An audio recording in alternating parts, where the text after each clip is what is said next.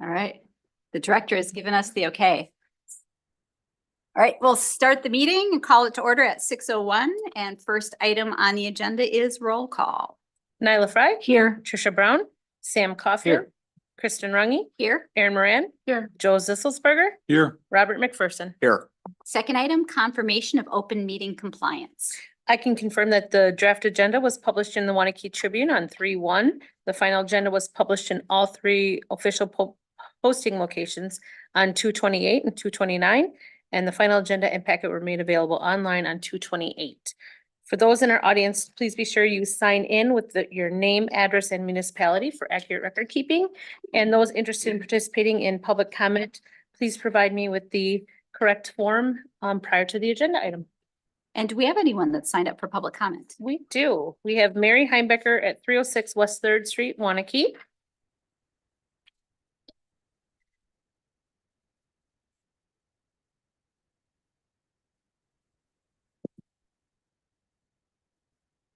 Hi, this is in regards to the business item number.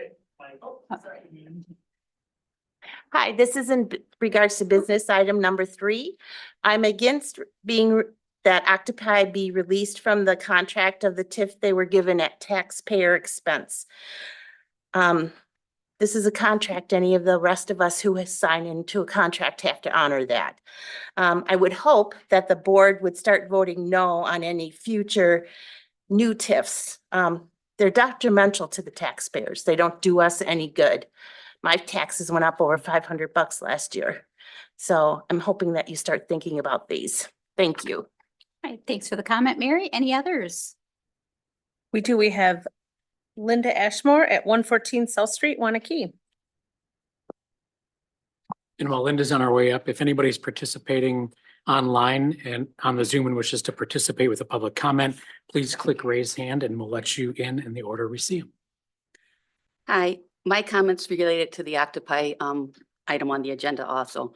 I did email all of you a list of questions and Ted was unfortunately on vacation and wasn't able to respond to those questions. So I think before you do anything, you should have answers to those questions and actually probably have more questions as you look through this. I did after I sent this email. When you're looking at forgiving a large debt, it was not necessarily a debt, but it was an agreement in the development agreement that was June 7th, the 2021 meeting. The attorney for Octopi said that they would repay the money if Octopi was sold, and Octopi was sold. So I don't really see how this benefits the village to just say, there's money on the table we could have, why don't we take it?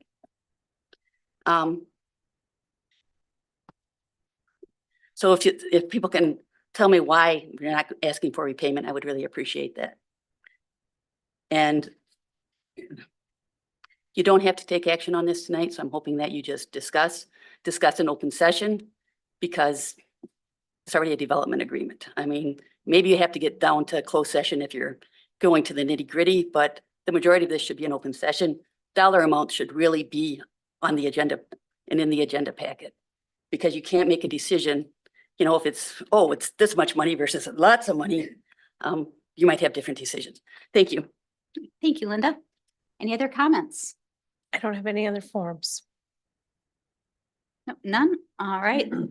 Seeing no additional comments, then let's move on to the consent agenda. Does anybody have anything that they would like pulled? If not, do we have a motion to approve the consent agenda? Motion to approve. Second. All right, all in favor? Aye. Aye. Opposed? Motion carries. Next item on the agenda is the community reports. Community Development Authority report is first on the agenda, and I believe that would be me. If not you, Lauren. Do you want to give that one? Should I give that one? I can give it. Yeah. Yeah. Actually, why don't you give it? We started off the evening with a presentation on the history and use of TIF in Waunakee. And that one took quite a bit of time in the meeting because there's quite a bit of history there.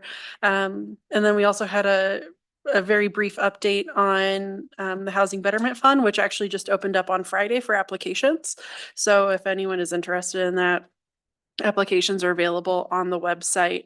Just go to the Village Services tab and there's a link straight to that section of the website. Thank you. Thank you very much. Item number 2 under reports is Utilities Commission, and I'll give that one. So the Utilities Commission met on February 26th. We did a number of things. We had a presentation from the WPPI Energy Services Manager about what is going on in terms of power production for our region, and some updates on environmental sustainability and how we're generating or what we're looking at in the next few years for that. We discussed some well 2 water sampling results, some of which we'll be reviewing in a couple of weeks, most likely. We've reviewed, construction plans for Woodland Crest and South Street projects. We reviewed bids for the Prospect Road and South Street projects, which had also come before the board and the Plan Commission. And then we discussed some upcoming operations and construction projects. We discussed that's reviewed financial statements, and I believe we're going to have a presentation on finances in the next couple of months. So that was Utilities Commission. Next item up, Waunakee Area Fire District. District met last Monday. We had a very short meeting. The truck 2 has been ordered. So we're going to be taking delivery probably in 2 years plus. That's about their estimate. That's how far out they are. And then the McMahon, blanking on what I want to call them.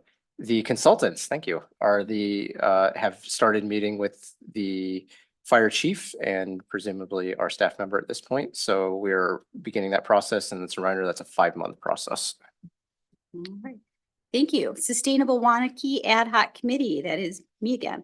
We've had 11 applications. I have been floored by the qualifications of some of the applicants. We truly have a very talented pool of residents, many of whom have stepped forward and asked to serve on this committee. In the next couple of weeks, our next board meeting, I'm going to bring forward those applications along with a possible request that we reconsider having 3 board members on and go down to 2 in order to allow some of these very talented community members to serve. More of that'll be in the next board agenda. The applications are, I think, are they publicly available, Carla, or are they available through request to you? Available through request. Okay, all right, so You mean very to view pleased. the applications or to apply? well, the application period is closed to view the To application. view the applications, it would be a request. Through a request, all right. So there we have Sustainable Waunakee Ad Hoc Committee, and then any other committees, boards, or commissions reports? No? Not, yes, I'll Todd. just kind of throw out a nod to the library board actually, and our library building. I don't know, Aaron, if you've seen this yet, but there was a worldwide publication that published a book called Buildings for Books. The architect firm was discovered by this company in Germany that was looking at architecture successes in the world of public libraries. And among the, I don't know what it is, about 100 different libraries around the world, there are 3 in the United States, and one of them featured is ours. So I put a tab on page 80 where there's a few pages that show off our own library. Is the cover of that book Trinity Library at Trinity College? Not sure. Yeah, They have that same arch. If we're in a book with Trinity, I mean, we're impressive to begin with. That's really something. So that's, I believe it was just released within the past month or so. wow. And there is a copy available at the library for checkout if anybody wants to see it. Well, kudos. That's fantastic. All right, next item on the agenda. First item, discuss and take action on ARPA funding request for Waunakee Neighborhood Connection. I believe we have a guest. We do, Christina Mayer. Make sure the light is green there, Christina. It And I'll pretty much give you the mic so you can share with the board what WNC is requesting. Sure, awesome. Thank you for the opportunity. As you may already know, Waunakee Neighborhood Connection is a local nonprofit that assists and empowers neighbors experiencing financial insecurity. Currently, we serve over 440 registered households, which comprises more than 1,500 individuals in the Waunakee Area School District. This is a 201% increase in registered households since January 31st, 2020. Waunakee Neighborhood Connection is requesting $10,000 of ARPA funds from the Village of Waunakee to support the increasing participation in our programs and services and overall organizational growth. If granted, those ARPA dollars would help offset nearly $13,000 in community store program expenses and $4,000 in technology expenses. We see an average of 225 shopping visits per month at our community store, where clients can shop for clothing, household goods, toys, diapers, and more at no cost. Due to the volume of shoppers, it has been challenging to keep stock of some of our essential household items like cleaning products and paper products, toiletries, things of that nature. Even though we do limit our clients to taking one of those essential items per household per month. Since we've relocated to the shared location with the food pantry, we've made an effort to avoid duplication of services between the two organizations. And one of those decisions yielded that the food pantry would no longer purchase and provide cleaning products and deodorant. So that makes it kind of extra important for Waunakee Neighborhood Connection to make sure we are able to provide those options so that we are able to help clients offset their budgets with their costs. Currently, we budget for and purchase 120 bottles of laundry detergent each month. But after reviewing the data and talking with our manager of client services, we thought we could best help offset our clients' budgets by purchasing 175 bottles of laundry detergent, 250 sticks of deodorant, and 175 4-packs of toilet paper each month. This is a $12,952 annual cost that is above and beyond our current budget, but would improve the quality of our clients' lives greatly. Keep in mind, those sound like really big numbers and especially really big dollars, but we're asking for 175 4-packs of toilet paper a month. Many of our registered households are doubled or tripled up in some cases, and even a family of 4, we're talking about 1 roll of toilet paper per month. We're not here to be the end-all be-all for clients. We're a supplement. We understand that, but we do see many seniors and others come and they ask about, oh, when are you going to have toilet paper? When are you going to have these items? And it's just such a high volume nowadays that our donation drives in the community, while super generous, and we get help from businesses and churches and service organizations and sports teams. But when you see 225 shopping visits a month on average, the amount of volume that we're seeing that needs to come in and out is just so increased that we need to purchase. In regards to the technology side, to best serve the growing needs of our neighbors, programs, and fundraising goals, we're actually going to be investing this year in additional staff and interns. This is somewhat unexpected and due to my resignation, so I don't know if that is news to folks, but we are taking the next steps in the organization to keep pace with the growth and the growing needs for our community. But these new positions will require some additional computers, licenses, and upgraded software that will total about $4,095 when we price things out. So I just wanted to, again, put this request towards the village board for ARPA dollars to help offset some of these costs for our growing organization. And I very much appreciate your time and your consideration. So thank you. Thank you. And we appreciate the service that you've given to WNC. And we know that in your future endeavors, you're going to be very successful. So what questions do we have, board, or comments? Nyla. Okay, I can see where the need is growing, especially when I myself will go shopping, buy toilet paper, bring it home. There's so much less on a roll. So it may sound like a lot of toilet paper but for a family to take it home, it doesn't go very far. I want to thank you and Neighborhood Connections for all the work that you do is very much appreciated. And quite frankly, I don't know what a lot of families would do without you. So thank you very much. Thanks. Robert, did you have any questions? Not entirely. I wish you well on your next endeavor. I was saddened when I saw that you had resigned. So thank you for coming in, kind of going above and beyond here with not even though you've already resigned, coming in and advocating for this. I do have one question. I've volunteered there for years, so my concern is just some of these costs that we'd be helping with. What happens when our funding ends at the end of the year? Has that been talked about or? Or you're saying when the ARPA dollars? Yeah, I mean, are we're gonna used give you the ARPA dollars, but this is to go above and beyond. So what Yes. do they anticipate the next step would be? So right now we have a round of our first round of business sponsorships going out to businesses. And that's something that we have a lot of awareness yet to build in our community, surprisingly enough. And so sponsoring our community store products is one area that businesses can get involved. It's just going to take some ramp up time to kind of get get contact with everyone and build that awareness and bring in those sponsorship dollars. This program, our community store, is very grant worthy. So applying for grants for this type of expense is something that we plan to do. It's just been a little wild with the move and start of the new year and now a transition. So the grant writing does take quite a bit of time and resources, and we have expectation that we'll have that resource that will be coming in with a full-time fund development manager that we'll be hiring. But as of like right now, we just kind of have a gap and hope to ramp up these efforts to keep that funding sustainable. Okay, thank you. That addresses my only concern. Sam, did you have anything? No? Joe?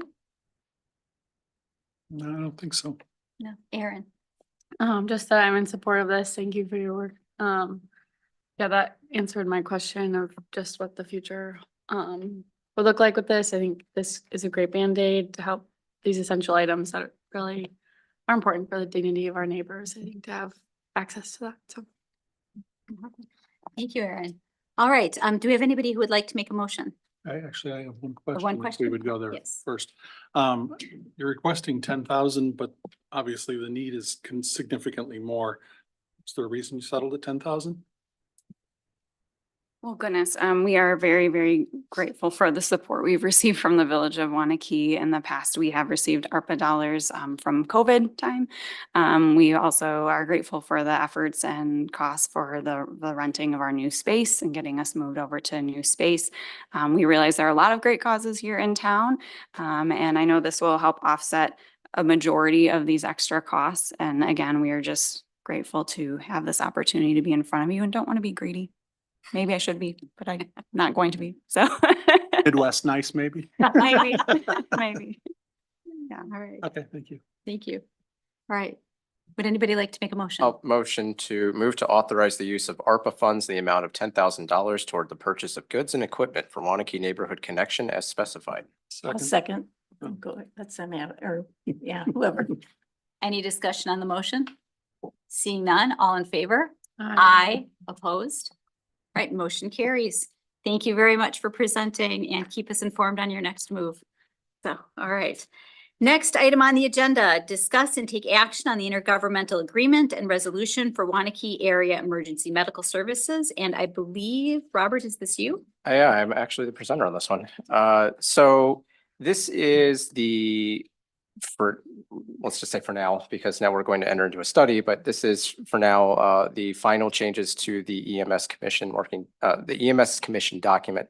So as you remember, the original intergovernmental agreement was signed in the late 70s. We made some significant updates. We approved a lot of the changes at a previous meeting last year. We had one more additional change at this point, which is we added in the election of a chair, which we missed in the first round of changes. So there will now be an election of a chair at the first meeting in May, much like an organizational meeting that we have at our other intergovernmental commissions. That was approved by each of the municipalities that were present. So they're all doing the same thing that we're doing tonight. Then the second half of this is that there is a resolution that comes after that change. The resolution is determination of the board's attorney that we need to then redo a resolution for the district so that we have the overall district covered with an entirely new resolution. So it will replace the original 1970 whatever year agreement that's in place. So with that, I would open it up to questions. All right, Nyla. I have a question. What is the need for the name change? We're just updating the document so that it has to be accurate to what we're at now. Okay, because before it listed each individual municipality that was part of the district, so you're what discussion was there around this and why is the group seeing it necessary to change the name? I'm just curious. As far as I'm aware, there was no discussion to change the name. Well, it's always been WWDDVS. That's the commission. That's the That's committee. not the Oh, district. okay, I'm The district sorry. is still Okay. Waunakee Area Emergency. Okay. Yeah. Thank you for, that's what I was wondering. Okay, sorry. Thank you, Sam. Thank you. Joe, did you have any questions? No. No. Sam? Aaron? no, Nope, I don't either. It's been very clear. Thank you for keeping us updated for this whole process. I appreciate the work that's been put into this. And once I get to the page, is anyone there before me? Do we have a motion on the floor? I mean, I can do it, but that seems poor form. Otherwise, I'm there. Go ahead, Joe. I'll move to approve the Waunakee Area Emergency Medical Service District Agreement as presented and resolution number 2024-001. Second. All right, any discussion on the motion? Seeing none, all in favor? Aye. Opposed? All right, item carries. Next item on the agenda, discuss and take action on the proposed second amendment to development agreements for the brewery expansion project TID 9 and warehouse expansion project TID 9 related to the Octopi projects and facilities. And I'll be recusing myself since I work for the app. Okay. So. Thank you very much. All right. Lauren, I think you're gonna, Brian, you're gonna take it. Yes, I think the majority of the information is in the issue summary, but just to kind of give it a little background. We executed 2 agreements, the village did, and I'm just going to refer to Octopi. I know that there's a couple of different names associated with the entity, but now I think we're just back to Octopi. One related to a warehouse expansion project, a second related to a brewery expansion project. Before Tim left, he had told me that both projects were in fact completed. And so essentially we were just continuing to operate under the development agreements as recently as now, but certainly as recently as late last year. I was not at the meeting in February, but my understanding is a presentation was made by Octopi where they have been acquired in some form by a larger organization. I believe it's called the Asahi Beer USA. As part of that acquisition, the village has been approached by Octopi to have amendments to the existing agreements. There's really, I would say, 3 key provisions within the amendments that have been proposed. And to be clear, you don't have to act on these agreements tonight if you don't want to. I understand that you might have questions. And my recommendation is certainly going to be to go and move into closed session because there are agreements that have been drafted not by the village, but by the developer that are in your packet. And my purpose for discussing this in closed session with you would be specifically the terms and conditions of those documents. But I would summarize them as obviously certain public improvements were made as part of both expansion of projects, and that's what the incremental payments under those agreements are right now. If the village board were to adopt the second amendments, the Octopi would agree to invest an additional $20 million in the projects that would create additional increment for the village that would not be tied to development agreements. In other words, the increment that would be created as a result of these new projects could be utilized at the village's discretion. One example would be to help pay for the improvements at State Highway and Hogan Road. They've also identified that they would hire no less than an additional 20 full-time employees. Now, as part of, essentially, that's what they would be giving the village as part of these agreements. What they would ask the village to do as part of this, and in the documents they drafted, is there is essentially the same language in both documents or both agreements that we have right now that contemplates, under certain circumstances, if Octopi is sold and no longer operating the facilities, then the development payments that were identified in those agreements would no longer have to be made by the village. And if the village in fact had made some payments, then those payments would need to be repaid. And there's kind of a sliding scale. And we can get into that if you'd like to. I can tell you that I have not done legal research yet with respect to, if the village chose not to make those payments and the challenge would be made, would we prevail or not? I would have to get some more information to be able to do that research. I think from a village staff standpoint, and Todd can correct me, I think the reason why we're coming to you now is 1, because the proposal was made. 2, understanding that you might have questions, and the best way to get this ball rolling is to put it in front of you so you can ask your questions. And 3, quite frankly, an additional $20 million investment. I think from a staff standpoint, and again, we're not the decision makers, but had the initial project been brewery expansion project, warehouse expansion project, plus additional $20 million of investments, I'm not sure if we would have had this additional language in the development agreement. Some people refer to it as a clawback because the value of the increment being created would have been so high. Why would we have walked away from that? Now, again, that's staff's position. Board obviously can have a different position, but I just want to give you kind of a summary as to why it's in front of you now and kind of what staff's thought process is, obviously subject to whatever decisions you all make and questions you all have. That's kind of the summary, I think, of how we've gotten to this point. There are members of Octopi here. I think they're here primarily to answer any questions if you have any, as opposed to making a presentation. But again, that's obviously up to you all too. And I also had that one of our representatives, Joe Murray from Ellers and Associates, is here if there's questions specific to their perspective on TIF and how it relates to this project. All right. Thank you, Brian, for getting us started. Do we have any questions we'd like to ask in open discussion? Or we contemplate going into closed session? Right, Robert? Many ahead. questions. So I'm gonna start with, normally when we do these kind of contemplation, we start getting some good solid numbers from Ellers already. Is there a reason why in this case that it's not available to us prior to having this conversation? I don't know. I mean, I know that we just got some numbers today at a staff level, and I think the information that we received was if the additional $20 million investment is made, that would ultimately generate an additional $342,000 a year in tax increment that would be available to the village. Again, that would not be subject to an agreement. We use that at our discretion. The other thing that I just kind of want to point out that I should have said initially is under the existing agreements, if everything plays out in the existing agreements, essentially it's anticipated that the last payment under the brewery expansion agreement to Octopi would be in 2032. The last payment under the warehouse expansion agreement would be in 2030. However, we also have an agreement with Newcomer that is in this TID, and the payments to Newcomer would run through 2035. So at minimum, the district's going to have to remain open through 2035. And so at the end of the day, if the village board were to agree to the second amendments that have been proposed or something similar to them, that would create a little over $3 million in additional increments for the village that it could be used for project cost. Again, one of those project costs, potentially the intersection of the State Highway and Hogan Road. Can you explain that a little bit? Because I thought that any increment created in the TID has to go back to pay for the TID.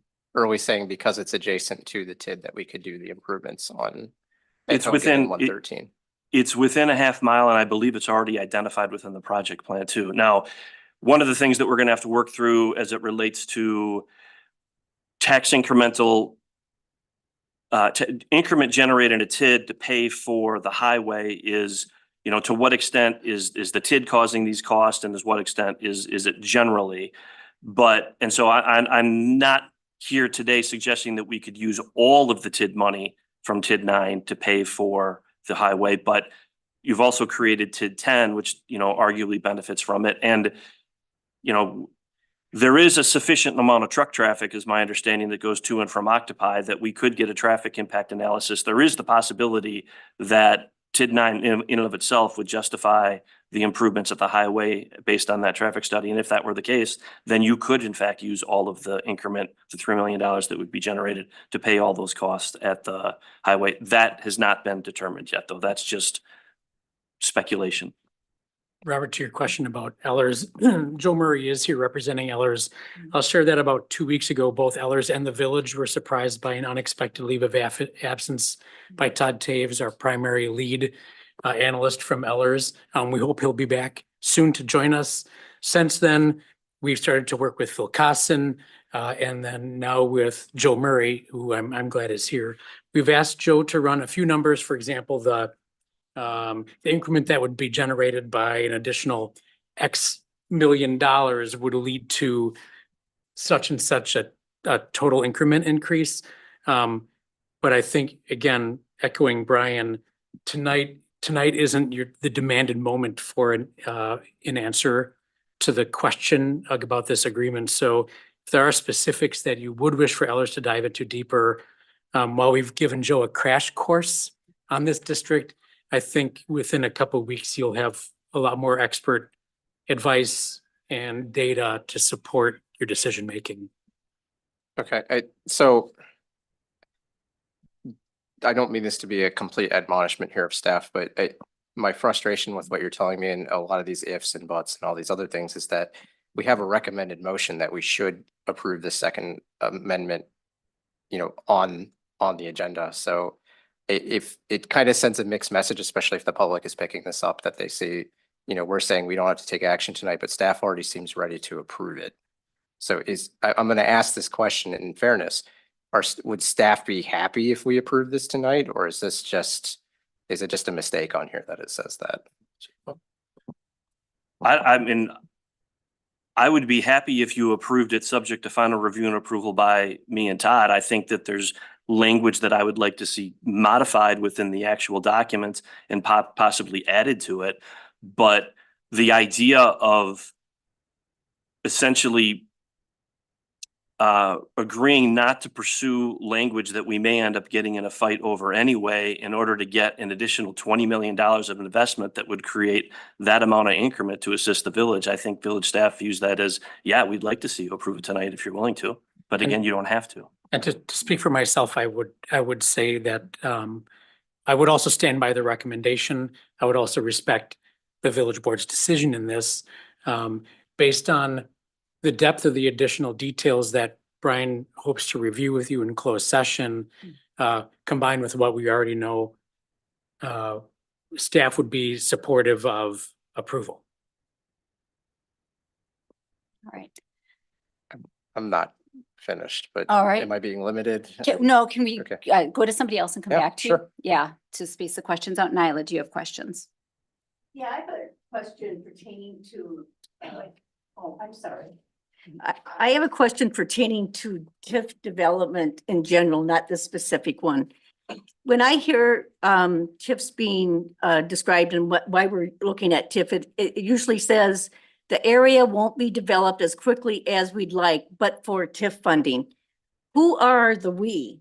Who, because I know that I'm not one of the we's, so I'm wondering who makes up the we? When you say it's not developing at, as fast as we'd like. So that's typically language in a project plan. And the we would be if it gets approved by the village board and by the joint review board. So for example, even if you vote against it, I understand why you would and individually would not be part of the we, but essentially the village board and the joint review board in voting to approve that project plan is saying, we believe that providing the assistance as a result of this agreement will either result in development that otherwise would not have happened, or will result in development at a much faster pace, or will result in development in a way that we believe is more beneficial to the community. Okay. I guess I really feel things need to slow down, because for me as a board member to vote for something, giving discretion to the staff before we know all the details, I'm not comfortable doing that at all. I feel that, and I think I've leaned to, you've probably gotten this impression with other things going on in the village. I feel that many times there is too much discretion given to staff after we voted on something for them to make the decisions after it's been voted on. The needs in this village are growing. The people's needs are growing. And funds going to TIF development is the people's funds, whether they're realized or not. And it's not the board's money, it's the people's money. Either they're paying money in taxes, or they're not receiving money in taxes because of TIF subsidies. It's getting, I know there's a limit as to what the village can spend for TIF projects, but just because there's a limit there doesn't mean we need to get to that level. It's as if I have a $20,000 credit card, do I want to max out that credit card? I don't think that's the best. And then, we're being handed this agreement to look at. In the past, when we worked out the initial TIF projects with Isaac, the board met many, many, many times before we even put something together. So I don't know why this is being handed to us kind of out of nowhere. That's how I see it. And I just want to say that there's no such thing as magic. Personally, I think of TIF development as trickle down to economics. Trickle down economics has been around since the 70s. That's when I was a very young person. I've never seen any of it ever trickle down to me. It seems to get frozen in the pockets of those where all the money goes and it just stays there. So those are my thoughts. Thank you. Joe? Ultimately, I want to hear the rest of Robert's questions, but I do just have one. The clawback, for lack of a better phrase, that is something that's in those agreements, but it is an optional thing that we would have to take action on. Is that accurate? I would say this, it's,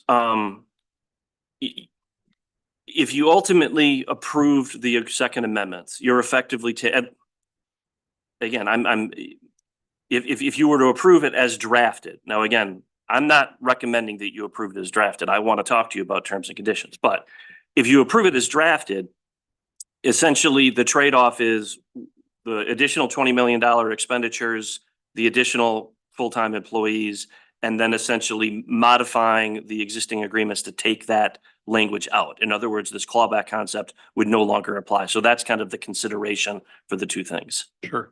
But in the absence of us passing this tonight or at all. Yep. Would everything just continue as is, or just simply the sale would trigger that? That is probably something that we would need to discuss in more detail. It's not a black and white issue in all likelihood. And yeah, and I'll just leave it at that. Okay, thanks. Aaron? Yeah, I remember us putting that like a capture in the agreement, and I think that was important to the board at the time. So I do want to know more of that, what Joe was getting at. I think it's also important to me to know exactly what investments is being talked about, I think, in this. And I kind of to Robert's point of the money and the finances, but I think, yes, we saw a great presentation and I'm really excited for some of those, commitments that Asahi had made, but I'm curious, it's like, if we were gonna do that, now is this only doing that if we approve this, right? So that was a lot of this or that, but, Oh. so I guess I'm trying to say is, I would like, are the investment, I'd want more specific information on what investments are we committing to hopefully seeing in this? Gotcha. Yep. That makes sense. Yeah, I guess for that, but, overall, yeah, I think I would like to hear too in closed session more of your thoughts on the project, but. We'll go back to Robert for questions. I'm intrigued by the 342 million in increment that would be at 1,000. 342 for thousand. Cool. I'm less interested in $342. That is true. But I'm interested and intrigued by that at our discretion. I'm very intrigued by the idea of being able to pay for the stoplight infrastructure. So I'm going to be looking forward to hearing more about that in closed session. And Robert, I want to go back to you with the rest of your questions. Thank you. So I wanted to understand these before we go into closed session. So I'm glad that there's representatives from Occupy here. So if the chair doesn't mind, I'd like to ask them some questions.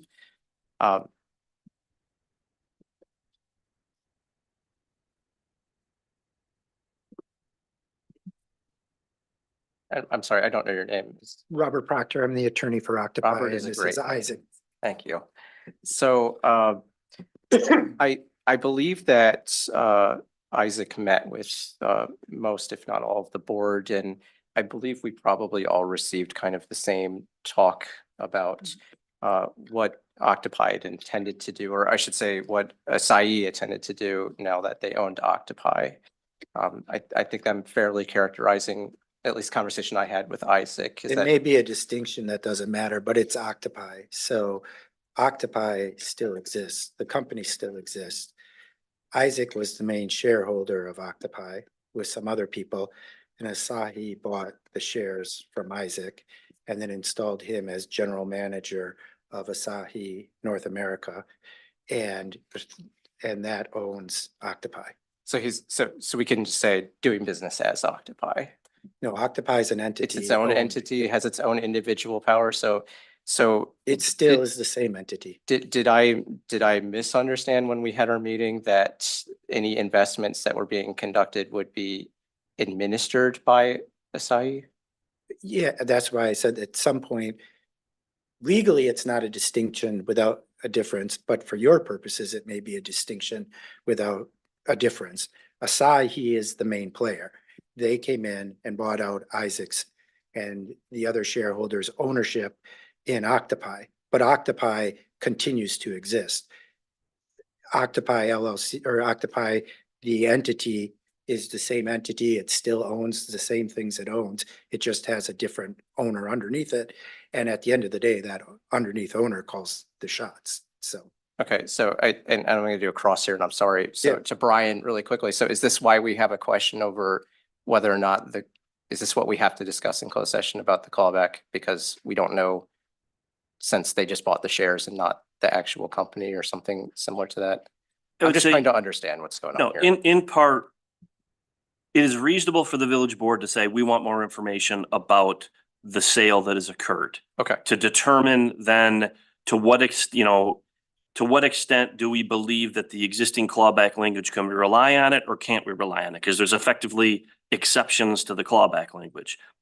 I haven't done the research and we don't have that information. It's certainly reasonable for you to say, look, I'm not making any decisions on that until I get that more information. I think, to your other point before, it's also reasonable for the village board to say, and I'm not advocating for this, but to say, you know what, I don't care because there's $20 million more of investment here and I'm good with that. And so, those are kind of the different ways that you can approach it. But yes, if you want we definitely need, if that's important to the village board, we definitely need to do more work to try to get at exactly how is this working from a corporate standpoint. then a straightforward question. Because I'm still kind of a little bit more confused now than I think before I started about the ownership here. But where's the $20 million investment coming from then? What's funding that? Well, so I'm not positive, but the way it always goes, and you'd have to look at it, is that Octopi has its own budget and so forth.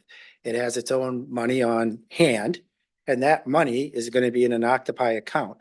That money can either be taken out by its shareholder, it could have been Isaac in the past, or it could be Asahi, or sometimes the shareholder has to put money into that account so it can operate. At the end of the day, that money coming in and out of that account, insofar as contributions or investments into Octopi, who then makes an investment, or Octopi makes a bunch of money and they decide to pay it back out to the shareholder, is Asahi.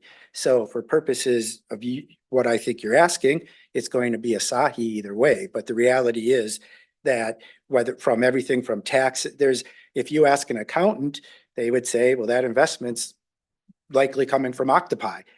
Now, Octopi is getting an investment from its owner, which is Asahi. But so for your purposes, that's where I talk about, for your purposes, it may be a distinction without difference that Asahi is making the ultimate investment.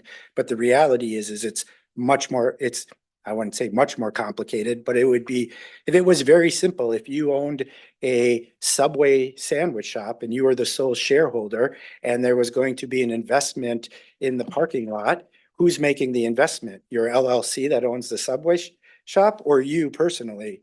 Well, if you would put the money into the account for Subway LLC and Subway LLC would make the investment. It's kind of the same idea. Thank you. So that confirms, because again, Isaac had discussion, said that he'd be competing with a bunch of other sites that are under the Europe and international label, I think.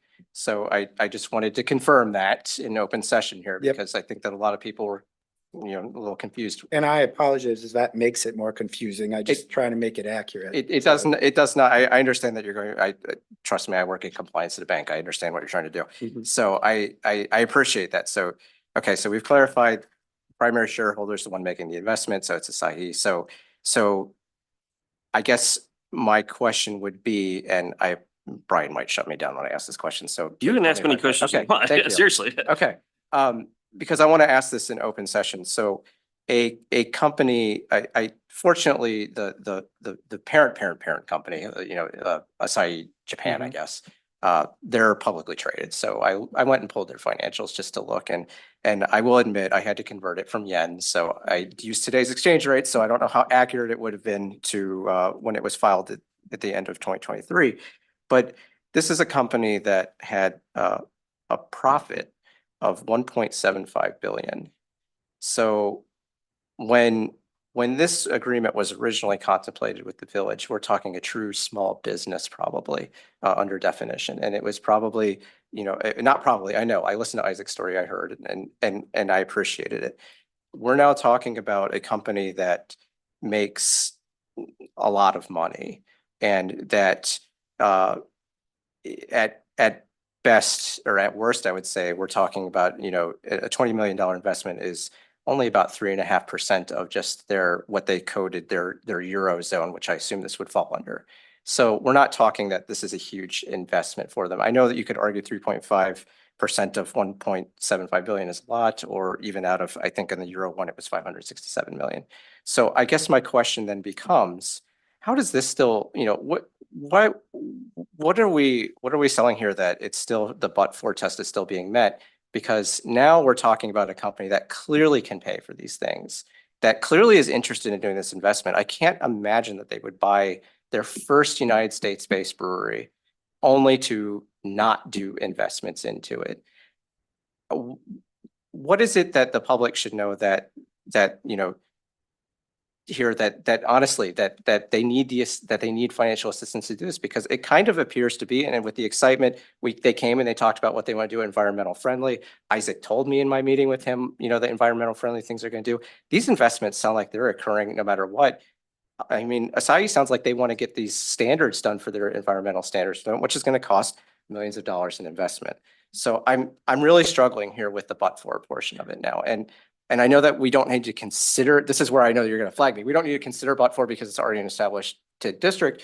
But I mean, you still kind of. You're asking from a practical Yeah, standpoint. I'm asking from a practical standpoint because it sounds like the village believed in Isaac and gave him the investment in the beginning and helped him with the TID.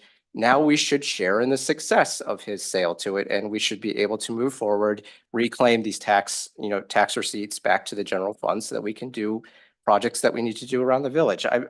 That's the part that I'm really struggling with here because Asahi's huge. Yeah, so I'll just start from the beginning because I want the public to understand that question because you guys glossed over it. There is no but-for legal requirement because you already approved the TIF and you already approved the existing project plan and the existing agreements, and Octopi has already met those agreements. The only issue in those agreements is an ambiguity as to the clawback. And rather than going down that path, Isaac came forward after working with Asahi and says, why don't we instead talk about acting more like partners and not drill down? So the first get, if you will, is I wouldn't be so sure that there's this money to claw back. You've paid, I think, $2,500 about. And so you could arguably try to claw that back and not pay the money going forward. So we're not talking about some make-believe money that the city village is somehow out. The next part of it is that when you have a huge company like this, it's like to pretend there's bureaucracy in Dane County government or in the state of Wisconsin government. You have a company that's every bit as big as those things, that's looking at everywhere. And this is a company that saw the opportunity to acquire a position in America and a brewery in America, and they took it. And they took a lot of that investment because of Isaac too, and made him the general manager. And Isaac's view, and rightfully, Waunakee is incredibly proud to have Octopi here. It's still here. and he wants to make it the North American Center for Asahi, which is a huge thing. But there's other people all over in this bureaucracy that want to make wherever they are to get the most investment. And you have all the way up in the bureaucracy, a competition. And that's just the way it is. It's the way it is for everything. And so as part of it, as he was selling it to Asahi, that this should be the investment, was part about this fact that it was going to be continuing to get this TIF payment that made it better. And so that was, and they looked at that as being one of the factors that makes being in Waunakee and investing in Waunakee better than investing someplace else. Now, we saw it as a win both ways because, like staff said, is when that language was originally drafted, it wasn't drafted, you draft language thinking of different things, like the sale of the assets is what most of us were thinking about, not a multinational strategic company coming in and investing in the entity and then potentially expanding its investment here. I think, as was said, if that had happened at the exact same time and we said, here, there's going to be at least another 20 million invested in that, we believe it would have gotten approved without any of that language. So it seemed a win-win on that way. Kind of as to, nobody's asking anybody to feel sorry for Asahi or to feel like they're deserving, but they're also a corporation that is just at some point looking at the bottom dollars. The people making decisions are looking at the most strategic place to go. And when you start looking that way, you look at all of these, for example, a lot of the low income developers who are getting Section 8 or that are getting tax increment deals and TIF all over the place. Those are incredibly successful companies that have made a ton of money. You're talking about developers with potentially private airplanes and so forth. And to look at them and say, well, you could do it if you wanted to. You are already extremely wealthy. The point of those is that no, but they wouldn't do it but for the incentives because they wouldn't make enough money. And that's the point here, is that what you're talking about is Asahi somehow the type of entity that deserves some sort of funding or whatever. The question here is that we want Asahi to expand its operation and make Waunakee its long-term home for North America and to continue to expand. And with that, you get a $20 million of extra increment that can be used with $20 million investment. Sorry, not increment, $20 million investment that creates the increment. And we all take care of this ambiguity because the language didn't quite contemplate this. And you see, and so it's a benefit and a win for everyone. Thank you. Any other questions? All right, a couple questions that Linda forwarded in her email. If you don't mind, that I'd like to, I have the answers to them, and some of them I don't. So Linda had asked, and I want to ask this in open session because I think these are important questions, what the general starting wage is for positions at Octopi. And when I was on your website, right now you have a warehouse associate position listed. First shift is $19 an hour. Is that in this high school education is the educational requirement? Is that the entry level position, or are there positions below that? And generally, what are you paying for that? 19 is the entry level. I would say starting wage, our average wage. Sorry. Starting wage is $19 an hour for entry level position. Our average wage is $27 an hour, and you have to add 30% on top of that for benefits. So our average wage is about $32 an hour.